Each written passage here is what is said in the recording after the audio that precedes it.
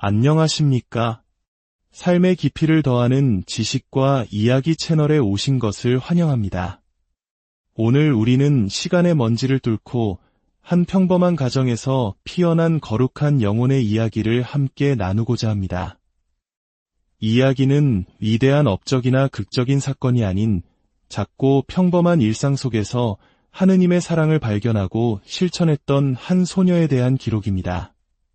바로 아기 예수의 성녀 데레사의 자서전, 한 영혼의 이야기입니다. 이 이야기가 여러분의 마음에 작은 위로와 희망의 씨앗이 되기를 바라며 저희의 이야기에 귀 기울여 주시는 모든 분들께 하느님의 축복이 함께하기를 기도합니다. 만약 이 이야기가 여러분의 영혼에 작은 울림을 준다면 좋아요와 구독으로 저희의 여정에 동참해 주십시오. 여러분의 작은 관심 하나하나가 저희에게는 주님께서 주시는 큰 격려와 힘이 됩니다. 자, 이제 함께 시간여행을 떠나보겠습니다. 서막, 마리 프랑수아즈 테레즈 마르탱의 부모님과 탄생 1843년 9월, 20살의 한 젊은이가 스위스와 이탈리아 국경에 위치한 장엄한 그랑생 베르나르 산을 오르고 있었습니다. 그의 눈은 거룩한 열정으로 빛나고 있었고 웅장한 알프스의 풍경은 그의 감수성 깊은 영혼을 뒤흔들었습니다.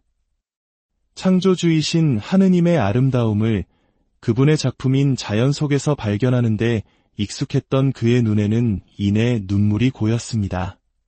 그는 잠시 걸음을 멈추고 경이로움에 젖었다가 다시 발걸음을 옮겨 저 유명한 수도원에 도착했습니다. 그곳은 마치 높은 산 위의 등대처럼 신앙과 자비의 빛을 멀리까지 비추는 곳이었습니다. 수도원장은 솔직하고 꾸밈없는 인상을 가진 이 젊은 손님에게 깊은 감명을 받아 평소보다 더 따뜻한 환대로 그를 맞이했습니다.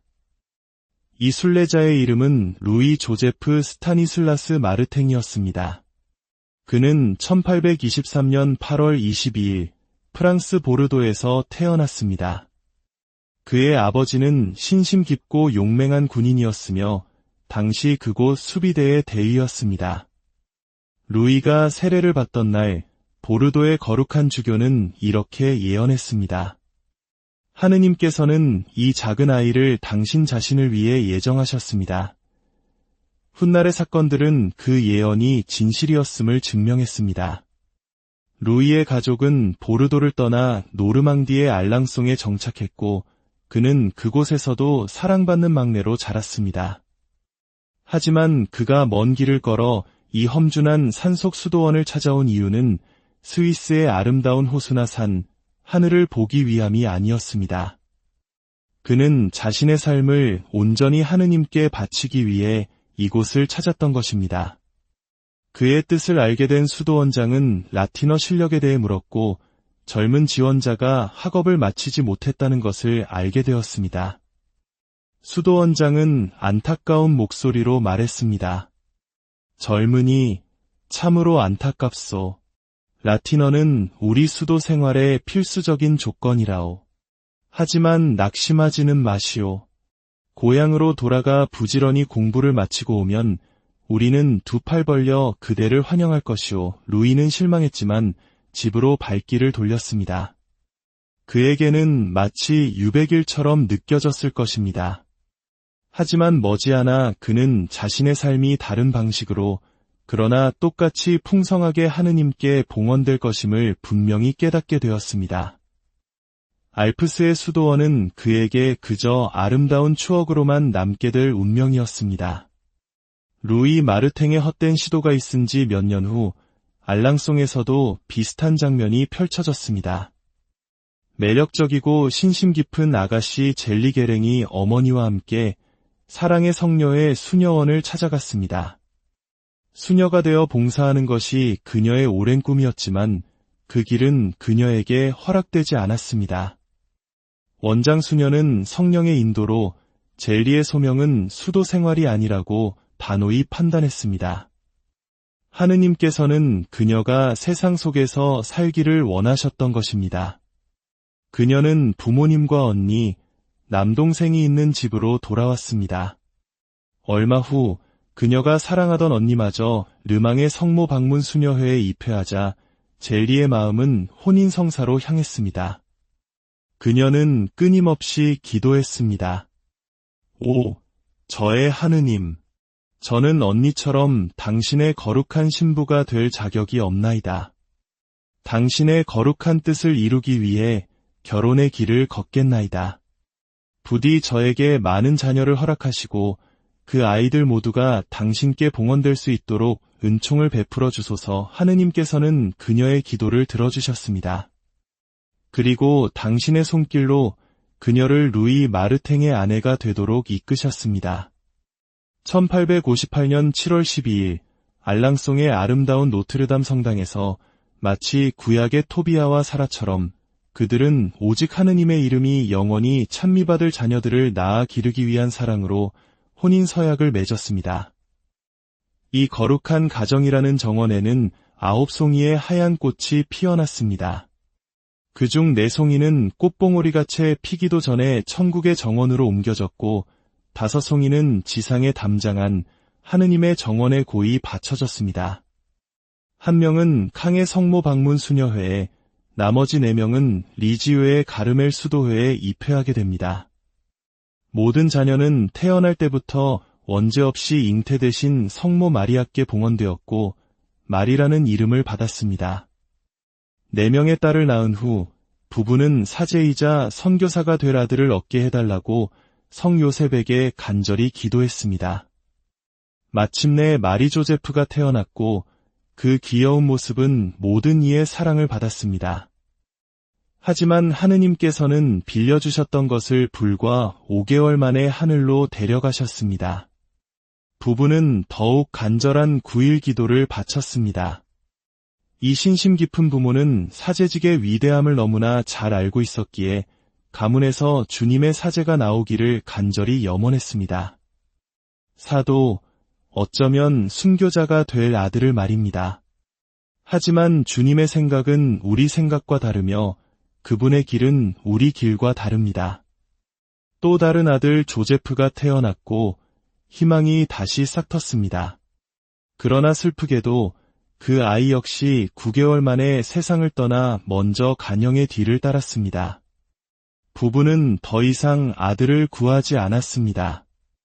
만약 그때 미래의 장막이 걷혔더라면 그들의 무거운 마음은 분명 큰 위로를 받았을 것입니다.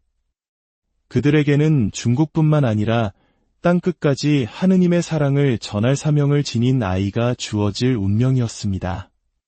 그들 부부 자신 또한 사도처럼 빛날 운명이었습니다. 그들은 매일 아침 함께 미사에 참례했고 성체를 모셨습니다. 교회의 단식과 금육규율을 엄격히 지켰고 주일은 온전히 주님 안에서 쉬는 날로 보냈습니다. 부유했지만 사치하지 않았고 늘 검소함을 잃지 않았습니다. 마르탱 부인은 종종 이렇게 말하곤 했습니다. 부자가 되면 명예를 원하고 명예를 얻어도 여전히 불행합니다. 하느님 외에 다른 것을 찾는 마음은 결코 만족할 수 없기 때문입니다. 그들의 사랑은 가난한 이들을 향한 자선으로 자연스럽게 흘러넘쳤습니다. 마르탱 씨는 선한 사마리아인처럼 번화가에서 술에 취해 쓰러진 사람을 일으켜 세우고 그의 연장 가방을 들어주며 집까지 부축해주기도 했습니다. 또 한 번은 기차역에서 간질병으로 고통받으며 굶주린 한 가난한 이를 보고는 깊은 연민을 느껴 자신의 모자를 벗어들고 승객들에게 그를 위한 도움을 청하기도 했습니다. 마르탱 부부는 하느님의 충실한 종으로서 현세적인 축복도 받았습니다. 1871년 그는 보석상의를 그만두고 은퇴할 수 있었습니다. 그리고 그의 아내가 시작한 레이스 제작 사업은 계속되었습니다. 아기 예수의 작은 꽃이 처음으로 세상의 빛을 본 곳이 바로 그 집이었습니다. 성녀 데레사는 자신의 자서전에서 겸손과 순결, 단순함을 상징하는 작은 꽃이라는 이름으로 자신을 부릅니다. 1873년 1월 2일 한겨울 루이 마르탱과 젤리 게랭 부부의 9번째 아이가 태어났습니다. 언니들인 마리와 폴리는 방학을 맞아 집에 와 있었습니다. 또 딸이라는 사실에 약간의 실망감도 있었지만 그 감정은 이내 사라지고 아기는 하늘이 주신 특별한 선물로 여겨졌습니다. 사랑하는 아버지는 그녀를 나의 작은 여왕이라 부르곤 했습니다. 그날 오후 한 가난한 아이가 행복이 가득한 그 집 문을 조심스럽게 두드렸습니다. 아이가 내민 종이에는 이런 시가 적혀 있었습니다. 미소 지으며 빨리 자라렴, 아가야. 달콤한 사랑과 부드러운 보살핌 속에서 새벽을 향해 기쁘게 웃으렴. 너는 장차 위풍당당한 장미가 될 것이니 참으로 아름다운 예언이었습니다. 꽃봉오리는 활짝 피어 사랑의 장미가 되었습니다. 1월 4일, 아기는 노트르담 성당으로 옮겨져 세례성사를 받았습니다. 큰언니 마리가 대모가 되었고 아기는 마리 프랑수아즈 테레즈라는 이름을 받았습니다. 처음에는 모든 것이 기쁨이었지만 곧 연약한 꽃봉오리가 시들기 시작했습니다. 살아날 희망이 거의 보이지 않았습니다. 고모 수녀님은 편지에 이렇게 썼습니다. 성 프란치스코 살레시오 성인께 기도하고 만약 아기가 회복되면 프란치스코라는 이름으로 부르겠다고 약속하렴. 하지만 어머니는 요람에 누운 아기를 내려다보며 마지막 희망이 사라질 때까지는 약속하지 않겠다고 다짐했습니다. 결국 아기는 기적적으로 회복되었고 데레사라는 사랑스러운 이름을 지킬 수 있었습니다. 그러나 기쁨 속에도 슬픔은 있었습니다. 아기는 시골의 유모에게 보내져야 했습니다. 그곳에서 작은 장미 봉오리는 아름답게 자라나 몇 달 후 알랑송의 집으로 돌아올 만큼 튼튼해졌습니다. 오늘날 그 집 발코니에는 아기 예수와 성스러운 얼굴의 성녀 데레사라는 이름의 가르메르 수녀가 이곳에서 태어났음을 알리는 명판이 붙어 있습니다. 그녀가 남긴 향기는 세월이 흘러도 여전히 많은 이들의 영혼을 하느님께로 이끌고 있습니다. 제1장 어린 시절의 기억들 사랑하는 원장 수녀님, 이제 당신께 제 영혼의 이야기를 들려드리고자 합니다. 처음 이 글을 써달라는 부탁을 받았을 때는 마음이 흔들릴까 두려웠습니다.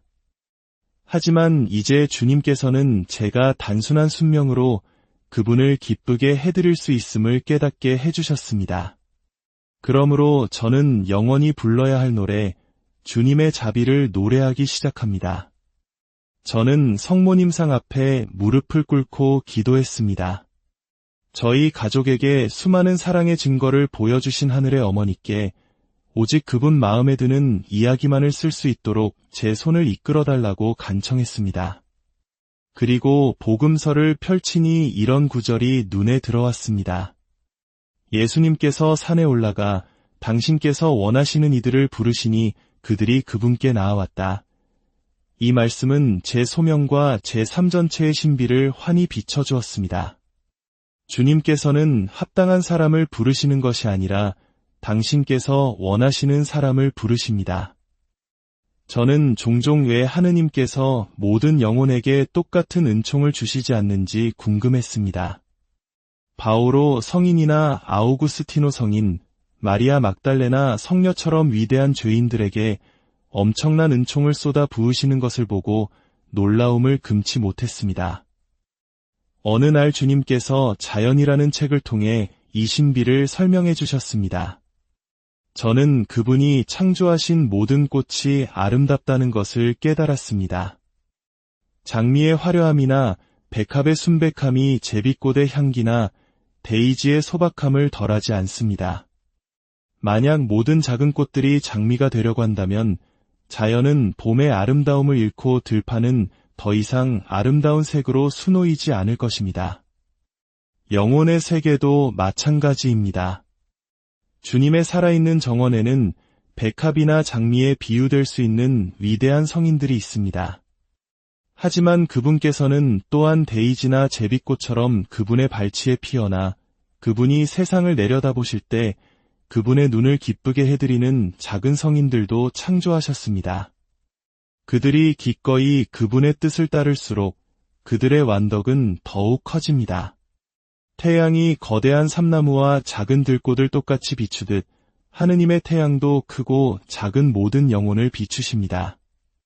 자연의 계절이 정해진 날 가장 작은 데이지가 꽃잎을 펼 수 있도록 짜여 있듯이 모든 영혼은 그분의 보살핌에 응답합니다. 제가 들려드릴 이야기는 제 삶 그 자체가 아니라 주님께서 제게 베푸신 은총에 대한 저의 생각들입니다.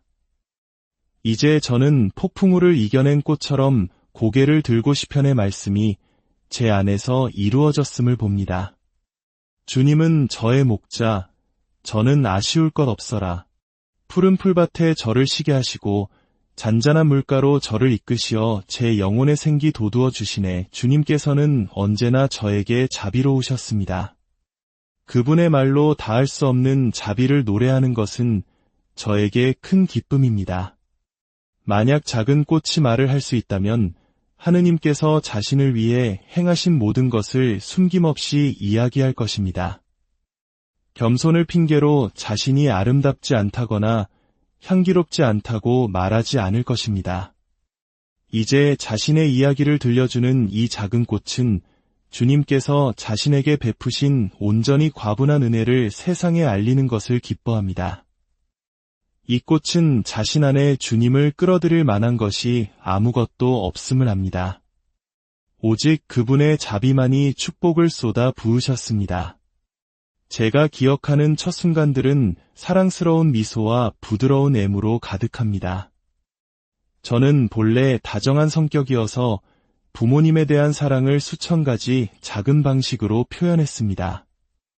어머니가 남기신 편지에는 이런 구절이 있습니다. 아기는 정말 사랑스러운 장난꾸러기예요. 저에게 와서 입을 맞추면서 동시에 제가 죽기를 바란대요. 엄마가 죽었으면 좋겠어요. 라고요. 야단을 쳤더니 하지만 엄마가 천국에 갔으면 좋겠단 말이에요. 천국에 가려면 죽어야 하잖아요. 라고 대답하지 뭐예요. 아빠에 대한 애정이 넘쳐서 아빠도 죽기를 바란답니다. 3살이 거의 다 되었을 때 어머니는 이렇게 쓰셨습니다. 어린 데레사가 며칠 전 제게 천국에 갈 수 있냐고 물었어요. 착하게 굴면 갈 수 있지 라고 말해주었죠. 그러자 아이가 대답했어요. 엄마, 그럼 제가 착하게 굴지 않으면 지옥에 가나요? 제가 어떻게 할지 아세요? 저는 천국에 있는 엄마에게 날아갈 거예요. 그럼 엄마가 저를 꼭 안아주시겠죠. 하느님이 어떻게 저를 데려가실 수 있겠어요? 아이는 엄마 품에 숨으면 하느님도 어쩔 수 없을 거라고 확신하는 것 같았어요. 저는 또한 제 잘못을 즉시 고백하는 아이였습니다. 한 번은 벽지를 조금 뜯었는데 4시간 뒤에 아버지가 집에 오시자마자 달려가 고백했습니다. 저는 스스로 죄를 고백하면 더 쉽게 용서받을 수 있다고 생각했습니다. 아버지의 사랑은 제게 행복한 기억으로 가득합니다. 아버지는 저를 어깨에 태우고 온갖 방법으로 사랑을 표현해 주셨습니다. 하지만 그렇다고 저를 버릇없이 키우시지는 않았습니다. 한 번은 그네를 타는 제게 아버지가 다가와 이리 와서 뽀뽀해다오, 나의 작은 여왕님 하고 말씀하셨습니다. 저는 평소와 달리 버릇없이 아빠가 이리 오세요 하고 대꾸했습니다. 아버지는 단호하게 거절하고 그냥 가버리셨습니다. 언니에게 꾸중을 들은 저는 곧장 그네에서 내려와 온 집안이 떠나가라 울며 아버지를 찾아 달려갔습니다. 사랑하는 부모님을 슬프게 했다는 생각은 견딜 수 없었기 때문입니다. 저의 어린 시절은 햇살 가득한 날들처럼 빠르게 지나갔고 제 마음에 따뜻한 추억들을 남겼습니다. 들판을 수놓은 수레국화와 양귀비꽃을 보며 거닐던 주일의 산책을 기억합니다. 그때 이미 저는 멀리 펼쳐진 풍경과 햇살 가득한 공간, 장엄한 나무들을 사랑했습니다. 자연의 모든 것이 저를 매료시켰고 제 영혼을 하늘로 들어 올렸습니다. 하지만 새로운 시대가 열리려 하고 있었습니다. 저는 어린 나이에 주님의 신부가 될 운명이었습니다. 그러기 위해서는 어린 시절부터 고통을 겪어야 했습니다. 이른 봄의 꽃들이 눈 속에서 싹을 틔우고 첫 햇살에 꽃잎을 열듯 제가 이야기하는 이 작은 꽃도 시련의 겨울을 지나고 눈물의 이슬로 그 연약한 잔을 채워야 했습니다. 제2장 신앙 깊은 가정 어머니의 투병 생활에 대한 모든 세세한 기억이 아직도 제 마음에 생생합니다. 특히 어머니의 마지막 몇 주 동안 셀린과 저는 마치 불쌍한 작은 유배자들 같았습니다. 매일 아침 친구분이 우리를 데리러 와서 하루 종일 그분 댁에서 지냈습니다. 어머니께서 돌아가신 날은 1877년 8월 28일, 어머니의 나이 46이었습니다. 다음 날 아버지는 저를 품에 안고 말씀하셨습니다. 이리 와서 사랑하는 엄마에게 마지막으로 입을 맞추렴. 저는 아무 말 없이 어머니의 차가운 이마에 입술을 대었습니다. 저는 많이 울었던 기억도 제 마음을 채운 것들에 대해 누구에게도 이야기했던 기억도 없습니다. 저는 침묵 속에서 보고 들었습니다. 한 번은 복도에서 관 옆에 서 있는 저를 발견했습니다. 저는 오랫동안 그것을 바라보았습니다. 관을 본 것은 처음이었지만 그것이 무엇인지는 알았습니다. 너무 작아서 머리를 들어야 전체 길이를 볼 수 있었고 그것은 제게 아주 크고 슬퍼 보였습니다. 15년 후 저는 또 다른 관 옆에 서 있었습니다. 그 관은 작아 보였습니다. 더 이상 고개를 들 필요 없이 그저 눈을 들어 기쁨으로 가득 찬 하늘을 바라볼 뿐이었습니다. 시련은 제 영혼을 성숙시키고 강하게 만들어 지상의 어떤 것도 저를 슬프게 할 수 없게 했습니다. 주님께서는 저를 완전히 고아로 남겨두지 않으셨습니다. 어머니의 장례식 날 그분은 제게 또 다른 어머니를 주셨고 제가 자유롭게 선택하도록 허락하셨습니다. 우리 5자매가 슬프게 서로를 바라보고 있을 때 간호사가 셀린과 저를 보며 말했습니다. 불쌍한 아가들, 이제 엄마가 없구나. 그러자 셀린은 말이 언니의 품에 안겨 울며 말했습니다. 그럼 언니가 내 엄마가 되어줘. 저는 늘 셀린을 따라 했기에 언니의 행동을 따랐어야 했지만 폴린 언니가 슬퍼할까 봐 두려웠습니다. 그래서 저는 사랑스러운 눈길로 폴린 언니의 가슴에 얼굴을 묻고 말했습니다. 그리고 폴린 언니가 내 엄마가 되어줄 거야. 그날부터 제 인생의 두 번째 시기가 시작되었습니다. 그것은 제 모든 생애 중 가장 슬픈 시기였습니다. 특히 저의 두 번째 어머니였던 폴린 언니가 가르멜 수도원에 들어간 후에는 더욱 그랬습니다. 이 시기는 제가 4살 반부터 14살이 될 때까지 계속되었습니다. 어머니가 돌아가신 후 저의 행복했던 성격은 완전히 변했습니다. 활기차고 표현력이 풍부했던 저는 수줍고 소심하며 극도로 예민한 아이가 되었습니다. 다른 사람들의 시선이나 낯선 사람을 만나는 것을 견딜 수 없었고 오직 가족들 품에서만 편안함을 느꼈습니다. 그곳에서 저는 늘 가장 사랑스러운 보살핌을 받았습니다. 아버지의 애정 깊은 마음은 어머니의 사랑을 품고 있는 듯했고 언니들도 한없이 다정했습니다. 주님께서 당신의 작은 꽃에게 그토록 많은 사랑과 햇살을 쏟아 부어주시지 않았다면 저는 이 세상에 결코 적응할 수 없었을 것입니다. 어머니가 돌아가신 직후 아버지는 알랑송을 떠나 리지웨에서 살기로 결심하셨습니다. 외삼촌 댁 근처에서 살면서 이모님이 어린 언니들을 돌봐주시도록 하기 위함이었습니다. 저는 고향을 떠나는 것에 대해 슬픔을 느끼지 않았습니다. 아이들은 변화를 좋아하기에 리지웨로 오는 것이 기뻤습니다. 저는 여행과 저녁에 외삼촌 댁에 도착했던 일을 분명히 기억합니다. 우리의 새 집은 레 비소네라는 이름의 조용한 곳에 위치해 있었습니다. 저는 그 집이 마음에 쏙 들었습니다. 넓은 전망이 보이는 위층 창문, 앞쪽의 화원, 뒤쪽의 텃밭, 이 모든 것이 제게는 즐겁고 새로웠습니다. 이곳에서 저는 다시 삶을 향해 미소 지을 수 있었습니다. 아침에 일어나면 언니들이 저를 사랑스럽게 맞아주었고, 저는 그들 사이에서 무릎을 꿇고 아침 기도를 바쳤습니다.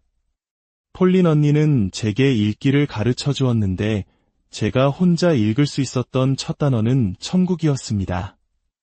매일 오후 저는 아버지와 함께 산책을 나갔고, 여러 성당 중 한 곳에 들러 성체 조배를 했습니다. 그렇게 해서 저는 처음으로 가르멜 수녀원의 경당을 보게 되었습니다. 아버지는 제게 말씀하셨습니다. 보렴, 작은 여왕님. 저 큰 격자창 너머에는 항상 전능하신 하느님께 기도하는 거룩한 수녀님들이 계신단다. 9년 후에 제가 그들 중 한 명이 될 것이라고는 꿈에도 생각하지 못했습니다. 저는 인형놀이는 좋아하지 않았지만 씨앗이나 나무 껍질로 색깔 있는 혼합물을 만드는 것을 즐겼습니다. 예쁜 색이 나오면 작은 컵에 담아 아버지께 맛보시라고 권했고, 아버지는 하시던 일을 멈추고 미소 지으며 마시는 척 해주셨습니다. 저는 꽃을 매우 좋아해서 정원 담벼락 구멍에 작은 제단을 만들곤 했습니다. 제3장, 폴린 언니의 가르멜 잎에 제가 8살반이 되었을 때 레오니 언니가 학교를 졸업하고 제가 그 자리를 대신해 리지우의 베네딕토의 수녀원 부속학교에 입학했습니다. 같은 반 아이들은 모두 저보다 나이가 많았습니다. 그중 한 명은 영리하지는 않았지만 어린 저를 질투하여 온갖 방법으로 저를 괴롭혔습니다. 소심하고 예민했던 저는 저 자신을 방어할 줄 몰랐고 그저 조용히 울 수밖에 없었습니다. 매일 저녁 집에 돌아오면 기운이 났습니다. 아버지 무릎에 올라가 그날 받은 점수를 말씀드리면 아버지의 애정 어린 손길이 제 모든 괴로움을 잊게 해주었습니다. 휴일인 목요일이 되면 저는 다른 아이들과 어울려 노는 법을 몰라 외로움을 느꼈습니다. 하지만 사촌인 마리와 함께 있을 때는 마음이 편안했습니다. 우리는 마음과 뜻이 이미 하나로 굳게 결속되어 있었습니다. 마치 하느님께서 언젠가 우리가 가르멜에서 같은 수도 생활을 하게 될 것을 미리 보여주시는 것 같았습니다. 우리는 종종 2명의 엄격한 은수자가 되어 작은 오두막과 옥수수밭, 채소밭을 가꾸며 끊임없이 기도하고 묵상하는 놀이를 했습니다. 제가 7살 때 셀린 언니의 첫 영성체는 제게 큰 기쁨이자 은총의 시간이었습니다. 저는 언니의 준비 과정을 곁에서 지켜보며 제 자신도 함께 준비하는 마음이었습니다. 언니가 첫 영성체를 위해 피정을 떠나 있는 동안 저는 언니가 없는 시간이 너무나 길게 느껴졌습니다. 마침내 행복한 그날이 왔습니다. 그날은 제게 제 자신의 첫 영성체의 예고편과도 같았고 제 인생에서 가장 아름다운 날 중 하나로 기억됩니다. 하지만 곳가슴 아픈 이별이 찾아왔습니다. 사랑하는 저의 작은 엄마 폴린 언니가 가르멜에 입회하기로 한 것입니다. 저는 가르멜이 어떤 곳인지는 몰랐지만 언니가 저를 떠나 수녀원에 들어가고 저를 기다려주지 않는다는 것을 알았습니다. 제 앞에 펼쳐진 인생이 고통과 잦은 이별로 가득하다는 것을 한순간에 깨달았고 쓰디쓴 눈물을 흘렸습니다. 그때 저는 희생의 기쁨을 알지 못했고 너무나 연약했습니다. 어느 날 저녁 폴린 언니가 들려준 수도 생활에 대한 그림을 떠올리며 저는 가르멜이 바로 하느님께서 저 또한 숨어 살기를 원하시는 사막이라는 것을 느꼈습니다. 이것은 어린아이의 꿈이 아니라 하느님의 부르심에 대한 확신이었습니다. 저는 이 소망을 폴린 언니에게 털어놓았고 언니는 곧 저를 가르멜의 원장 수녀님께 데려가 주겠다고 약속했습니다. 원장 수녀님은 제 소명을 믿어주셨지만 9살에는 입회할 수 없으며 16살까지 기다려야 한다고 말씀하셨습니다. 마침내 1882년 10월 2일, 눈물의 날이자 축복의 날이 왔습니다. 아버지가 첫 희생 제물을 바치러 가르멜산을 오르시는 동안 우리는 성당에서 눈물로 미사를 봉헌했습니다. 그날 오후 가르멜의 격자창 너머에서 저는 이제 예수의 아네스 수녀가 된 사랑하는 폴린 언니를 보았습니다. 그 면회실에서 제가 겪었던 고통은 말로 다할 수 없습니다. 제 마음속 모든 것을 털어놓고 했던 작은 엄마와 이제는 겨우 몇 분밖에 이야기할 수 없다는 사실이 저를 깊은 슬픔에 빠뜨렸습니다. 저는 마음속 깊은 곳에서 외쳤습니다. 폴린 언니는 이제 내 곁에 없어. 이 고통은 제게 너무나 큰 영향을 미쳐 저는 곧 심각한 병에 걸렸습니다. 이 병은 분명 악마의 소행이었을 것입니다. 그는 저희 가족이 미래에 자신에게 끼칠 큰 해를 예감하고 복수하려 했던 것입니다. 하지만 그는 하늘의 여왕께서 당신의 작은 꽃을 충실히 지켜보고 계시다는 것을 알지 못했습니다. 1882년 말부터 저는 끊임없는 두통에 시달렸고 1883년 부활절 무렵에는 병세가 극도로 악화되었습니다. 저는 헛소리를 하고 제 의지와는 상관없이 행동하는 것 같았습니다. 때로는 극심한 탈진 상태에 빠져 꼼짝도 할 수 없었습니다. 악마는 제게 끔찍한 공포를 불어넣었습니다. 침대는 무서운 절벽으로 둘러싸인 것 같았고 벽에 박힌 못은 길고 검게 타버린 손가락처럼 보여 비명을 질렀습니다. 아버지는 파리의 승리의 성모성지에 9일 미사를 봉헌해달라고 부탁하셨습니다. 아버지의 믿음과 사랑은 참으로 감동적이었습니다. 9일 기도가 진행되던 어느 주일, 마리 언니는 잠시 정원으로 나갔습니다. 저는 부드럽게 언니를 불렀지만 제 목소리를 듣지 못하자 더 크게 불렀습니다. 마침내 언니가 방으로 들어왔지만 저는 처음으로 언니를 알아보지 못했습니다. 저는 주위를 둘러보며 불안하게 정원을 살피며 계속해서 언니의 이름을 불렀습니다. 언니의 고통은 아마 저의 고통보다 더 컸을 것입니다. 언니는 제 침대 발치에 무릎을 꿇고 성모님상을 향해 자식의 생명을 구하려는 어머니의 열정으로 간청했습니다. 레오니와 셀린도 함께 기도했습니다. 그 믿음의 외침은 천국의 문을 열었습니다. 지상에서 아무런 도움도 찾을 수 없었던 저 또한 하늘의 어머니께 간절히 자비를 청했습니다. 그 순간 성모님상이 살아 움직이는 듯했고 말로 표현할 수 없는 거룩한 아름다움으로 빛났습니다. 성모님의 얼굴 표정은 형언할 수 없이 부드럽고 다정하며 동정심이 가득했습니다. 하지만 제 영혼 깊은 곳까지 감동시킨 것은 그분의 우아한 미소였습니다. 그 순간 모든 고통이 사라졌습니다. 두 줄기 굵은 눈물이 제 눈에서 흘러내렸습니다. 그것은 순수한 천상의 기쁨의 눈물이었습니다. 성모님께서 오셨어. 나에게 미소 지어주셨어. 얼마나 행복한지. 하지만 아무에게도 말하지 않을 거야. 그러면 내 행복이 사라질 테니까. 저는 주위를 둘러보았고 마리 언니를 알아보았습니다. 언니는 제가 방금 큰 은총을 받았다는 것을 짐작하는 듯 사랑스럽게 저를 바라보았습니다. 작은 꽃은 다시 살아났습니다. 영광스러운 태양의 밝은 빛이 작은 꽃을 따뜻하게 하고 잔인한 적으로부터 영원히 해방시켜 주었습니다. 어두운 겨울은 지나고 비는 그쳤습니다. 마리 언니는 제가 받은 은총에 대해 가르멜 수녀님들께 이야기하기를 원했고 저는 거절할 수 없었습니다. 하지만 수녀님들의 질문은 저를 괴롭혔습니다. 어떤 분은 성모님께서 아기 예수님을 안고 계셨는지, 다른 분은 천사들이 함께 있었는지 물었습니다. 저는 그저 성모님은 매우 아름다우셨어요. 저를 향해 다가와 미소 지으시는 것을 보았어요. 라고만 대답할 수 있었습니다.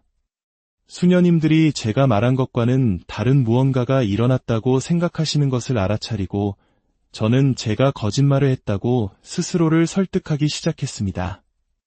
만약 제가 비밀을 지켰더라면 제 행복도 지킬 수 있었을 것입니다. 하지만 성모님께서는 제 영혼의 선익을 위해 이 시련을 허락하셨습니다. 아마도 이 시련이 없었다면 제 마음에 허영심이 스며들었을 것입니다. 하지만 이제 저는 겸손해졌고 제 자신을 경멸의 감정으로 바라보게 되었습니다. 저의 하느님, 제가 얼마나 많은 고통을 겪었는지 당신만이 아십니다. 이렇게 한 영혼의 이야기는 시련과 은총 속에서 계속됩니다. 작은 꽃 데레사의 삶을 통해 우리는 가장 어두운 겨울 속에서도 희망의 빛을 찾을 수 있음을 배웁니다. 그녀의 이야기는 우리에게 완벽함은 위대함에 있는 것이 아니라 사랑으로 행하는 작은 일들 속에 있음을 상기시켜줍니다. 오늘 이야기는 여기까지입니다. 성녀 데레사의 어린 시절을 통해 우리 각자의 삶에 주어진 시련과 은총의 의미를 다시 한번 생각해 볼 수 있는 시간이 되셨기를 바랍니다. 이 작은 꽃의 이야기가 여러분의 삶에도 작은 위로와 희망의 씨앗이 되기를 다시 한번 기도합니다. 다음 시간에도 더욱 깊이 있는